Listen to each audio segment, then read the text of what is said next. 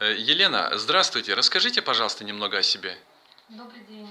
Я русская по национальности, а по профессии я преподаватель английского языка. А скажите, пожалуйста, для чего вы посещаете воскресные курсы лезгинского языка? Ну, по роду деятельности вообще мне интересны различные языки. Вот.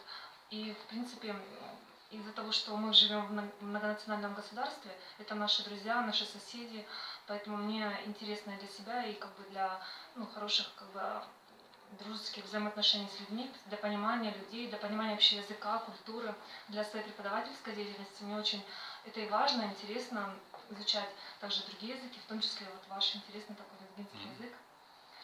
Понятно, спасибо. А у вас образование филологическое, да? Да, Высшее? Высшее филологическое. А скажите, пожалуйста, я заметил, что вы на все уроки строго ходите, да?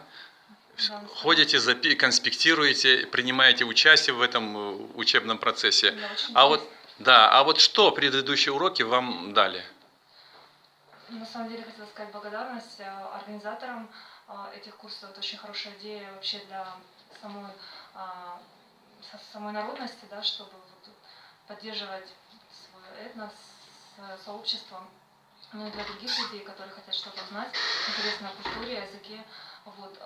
Тоже отдельная благодарность преподавателю, очень хорошо все объясняет. Вот действительно, как сама как преподаватель смотрю со стороны, произношение хорошее и очень интересную базу дает.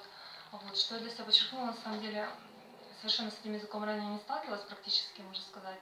Вот. Каждый урок дает что-то новое, и много интересных слов, то есть произношение красивое, дает очень много. Теперь главное все это повторять, учить, запоминать. Вот. Поэтому спасибо всем, Понятно, спасибо. И еще, да, последний вопрос. Скажите, а вы хотели бы когда-нибудь побывать в Дагестане или в Азербайджане, там, где лезгины исконно живут, побывать среди народа? Ну, разумеется, это интересно очень было посмотреть саму природу, то есть сам колорит вот той местности, да, откуда корни людей. Кстати, таких очень гостеприимных, добрых. Мне помогает не только преподаватель, мне помогают вот обычные ребята, которые здесь посещают, только кого-то попроси какой-то помощи. То есть всегда вот, мне это очень радует и приятно, с добротой, с теплотой. Помогают. И еще последний вопрос. Что вы до посещения этого курса знали о лезгинах, как о народе? О лезгинах, о народе я знала, ну, традиционная ассоциация сразу с танцем. Знала, что это один из народов Дагестана, вот. Знала, что это один из самых сложных языков. Вот. И да, слышала, что что-то как-то близко с азербайджанским языком, у них какая-то есть связь. Хотя чисто лингвистически я вот теперь начинаю понимать, что все-таки азербайджанское ближе к турецкому, у них что-то более мягкий язык. Ну да, лезгинцы, мы относимся к разным языковым, не то что группам, мы относимся к разным языковым семьям, но длительное соседство с Турцией, с Азербайджаном дает, конечно, какие-то свои плоды, есть заимствованные слова, но в принципе, а в каком языке нет заимствованных слов? Ну именно это не только про заимствование я услышала ранее, а как-то что-то очень близкие народы, и меня удивило вот на уроках, когда стала впервые прислушиваться, теперь показали мне, да, там звучание слов, там предложений, мы совершенно же разные, по идее, по звучанию. Абсолютно разные. Почему сравнивали вот это?